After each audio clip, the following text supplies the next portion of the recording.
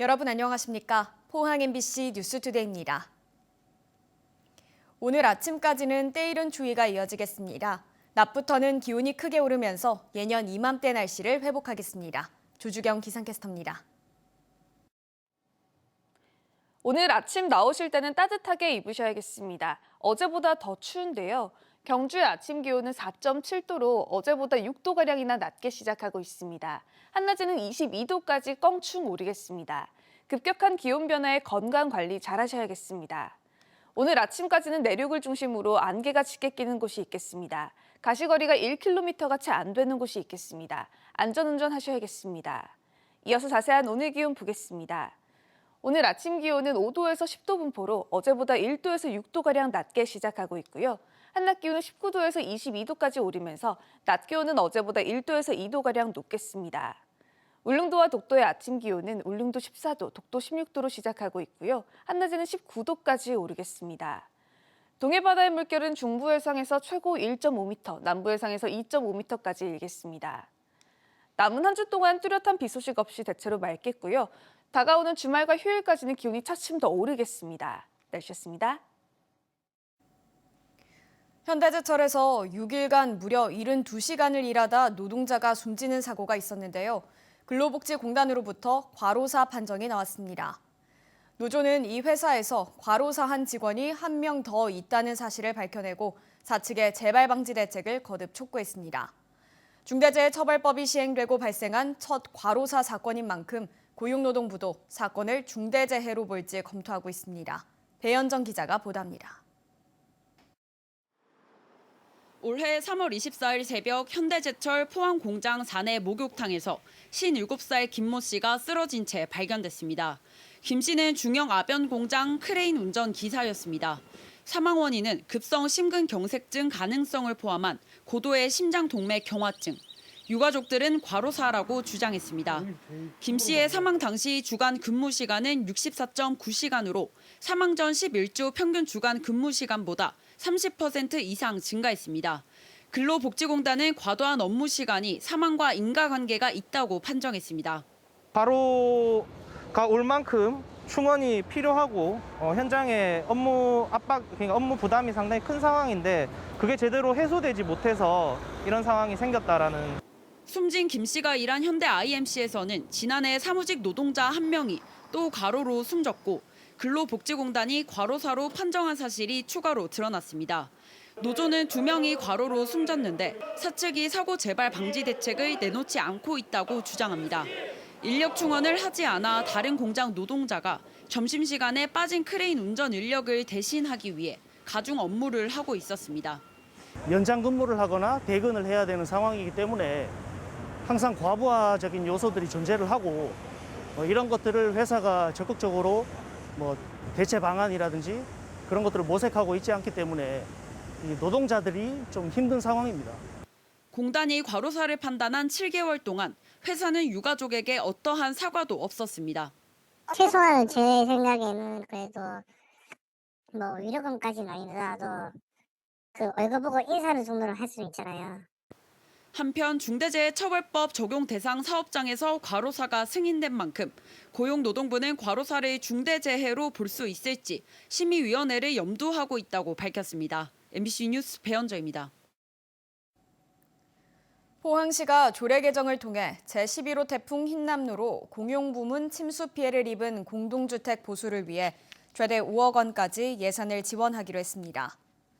침수 피해를 입은 공동주택의 경우 전기와 수도 설비를 임시 복구했지만 항구 복구 비용이 워낙 비싸 주민들이 대책 마련을 요구해왔습니다.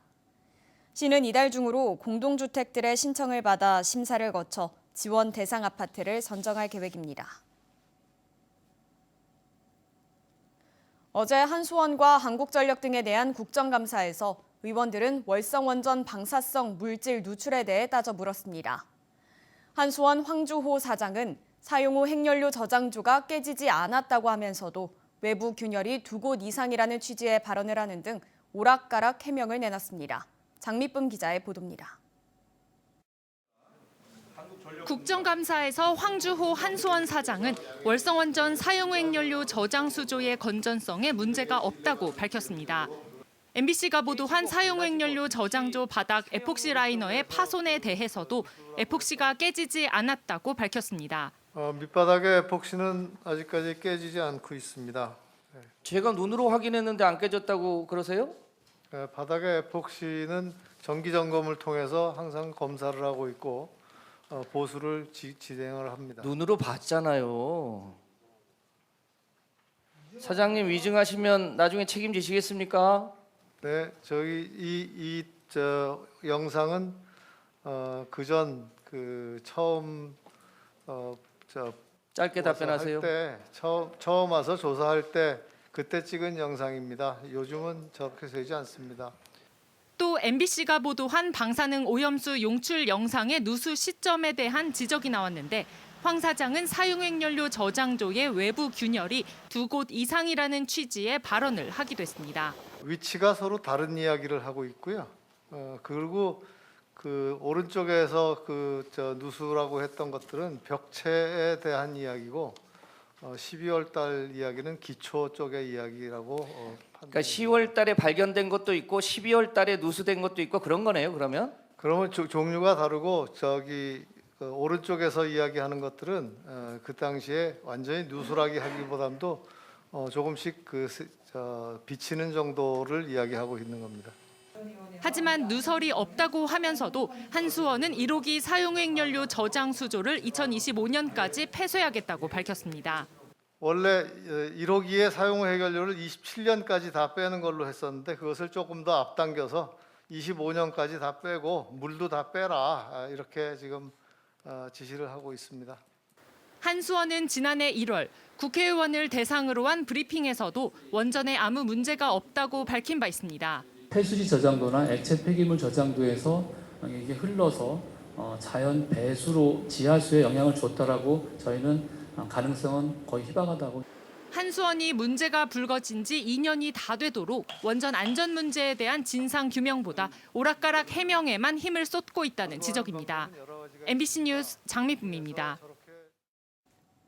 포항해양경찰서는 경주 월성원전 앞 약 1km 해상을 수상 레저 활동 금지 구역으로 지정해 고시했습니다. 월성원자력본부는 가급 국가 중요시설로 인근 해상을 제한구역으로 설정해 민간인 출입을 엄격하게 통제하고 있으나 이를 위반에 드나드는 수상 레저기구가 최근 3년 새 6배 이상 급증했습니다. 해경은 해당 구역에서 레저기구를 이용한 낚시 등 모든 수상 레저 활동이 금지되고 2개월간 계도 기간을 거친 후 위반하면 100만 원 이하 과태료를 부과한다고 밝혔습니다. 수서행 고속철도가 없는 지역의 주민 10명 중 7명이 수서행 KTX가 필요하다고 본다는 여론조사 결과가 나왔습니다. 이번 국정감사에서 원희룡 국토교통부 장관은 관련 사안을 적극 검토하겠다며 이전과는 다른 자세를 보였는데요. 수서행 KTX 운행이 가시화되고 있다는 기대감이 커지고 있습니다. 박성아 기자가 전합니다. 경제정의 실천 시민연합이 수서행 고속철도가 없는 포항, 경남 창원 진주, 전남 여수, 순천 지역 주민 1000여 명을 대상으로 여론조사를 실시했습니다. 수서역과 해당 지역 사이 KTX 설치에 동의하는지 묻는 질문에 10명 중 7명이 동의한다고 답했습니다. 노선별로는 전라선 지역에서 78%로 가장 높았고 경전선과 동해선 지역도 각각 65%를 기록했습니다. 고속철도 이용 시 바라는 점으로는 요금 인하에 이어 운행 지역 확대가 2위를 차지했습니다. 지역 차별, 환승 불편을 해소하기 위해서 시급하게 수서형 KTX 운행을 촉구하고 결단이 국토부한테 있다. 1년 넘게 이어지고 있는 지역민들의 요구에도 국토교통부는 신중하게 접근해야 한다며 명확한 답변을 피해왔습니다. 그런데 최근 국토교통부가 변화된 자세를 보이고 있습니다. 지난주 국정감사에서 원희룡 국토교통부 장관이 직접 수서행 KTX 신설에 대해 적극 검토하겠다며 긍정적인 답변을 내놓은 겁니다. 수서발 고속열차에 대한 그 지역들의 수요는 증가한다는 것도 알고. 저도 타서 포항을 가보니까 우리 지역민들의 그 염원에 대해서 체감을 할 수 있었습니다. 저희들이 적극적으로 검토하겠습니다. 포항시와 시의회는 시민단체와 함께 구체적인 방안을 찾아 나섰습니다. 수서행 KTX 투입에 대해 기술적인 측면에서는 지금 당장 가능하다는 분석이 나왔습니다. 열차를 증편하지 못하는 이유는 그 수도권 지역에 수도권 인접 구간에 병목이 있기 때문이에요. SRT 열차와 KTX 열차를 그 동대구역에서 합쳐서 한 열차로 올려보낸다. 이런 방안이 충분히 가능하고 기술적으로 문제가 없습니다. 정부가 수서행 KTX 운행에 의지를 보이면서 KTX 투입이 본격 속도를 낼 것인지 지역사회 기대감이 커지고 있습니다. MBC 뉴스 박성아입니다.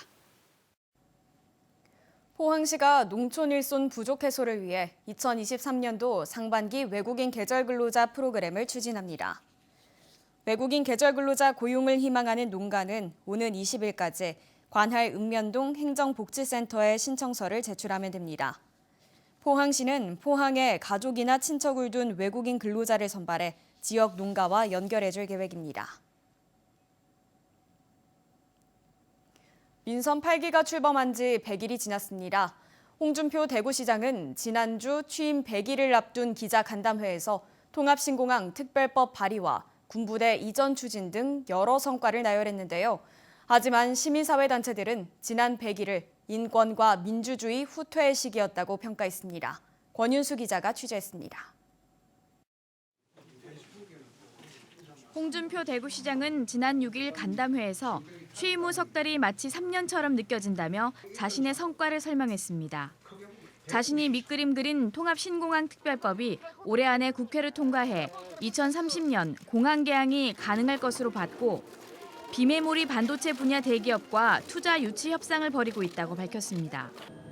군부대와 농산물 도매시장, 경북대병원, 시청사 등이 이전하면 침체에 빠진 대구 경제 회생에 도움이 될 것으로 전망했습니다.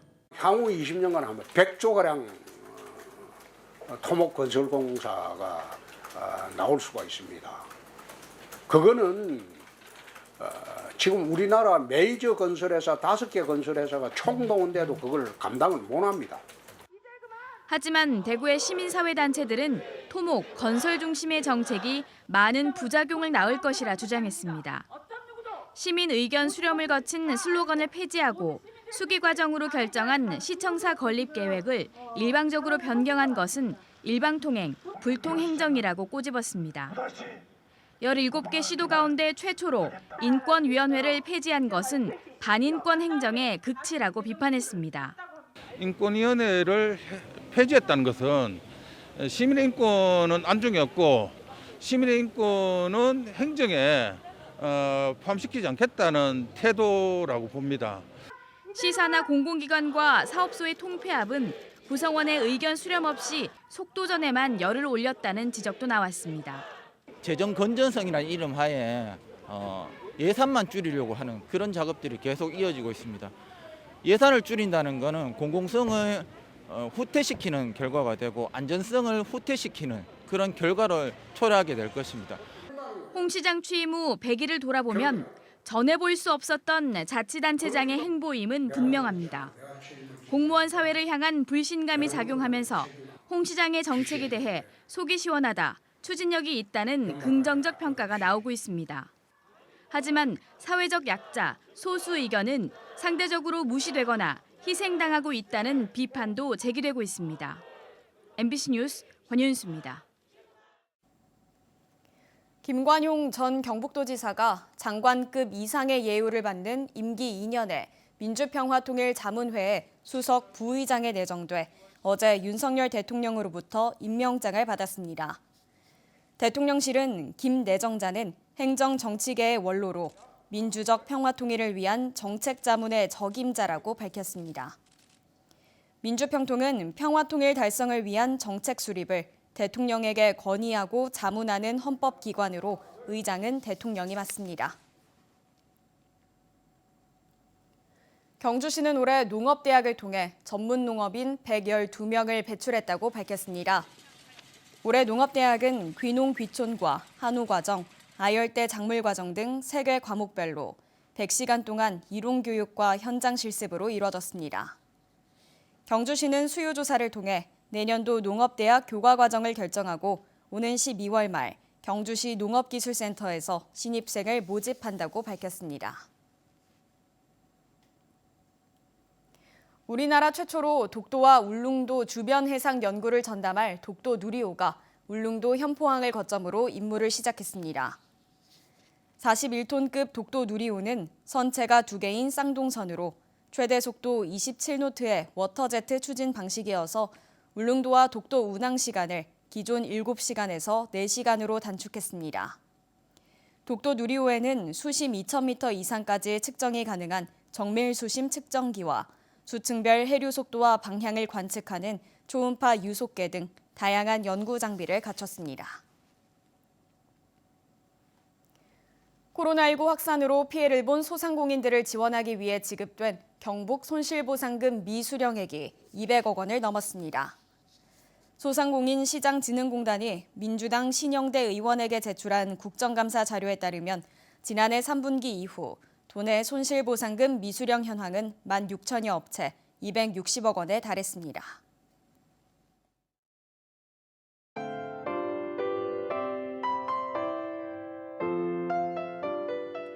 오늘 아침 나오실 때는 따뜻하게 입으셔야겠습니다. 어제보다 더 추운데요. 경주의 아침 기온은 4.7도로 어제보다 6도가량이나 낮게 시작하고 있습니다. 한낮에는 22도까지 껑충 오르겠습니다. 급격한 기온 변화에 건강 관리 잘 하셔야겠습니다. 오늘 아침까지는 내륙을 중심으로 안개가 짙게 끼는 곳이 있겠습니다. 가시거리가 1km가 채 안 되는 곳이 있겠습니다. 안전운전 하셔야겠습니다. 이어서 자세한 오늘 기온 보겠습니다. 오늘 아침 기온은 5도에서 10도 분포로 어제보다 1도에서 6도가량 낮게 시작하고 있고요. 한낮 기온은 19도에서 22도까지 오르면서 낮 기온은 어제보다 1도에서 2도가량 높겠습니다. 울릉도와 독도의 아침 기온은 울릉도 14도, 독도 16도로 시작하고 있고요. 한낮에는 19도까지 오르겠습니다. 동해바다의 물결은 중부 해상에서 최고 1.5m, 남부 해상에서 2.5m까지 일겠습니다. 남은 한 주 동안 뚜렷한 비 소식 없이 대체로 맑겠고요. 다가오는 주말과 휴일까지는 기온이 차츰 더 오르겠습니다. 날씨였습니다. 이상으로 포항 MBC 뉴스투데이를 마칩니다. 여러분 고맙습니다.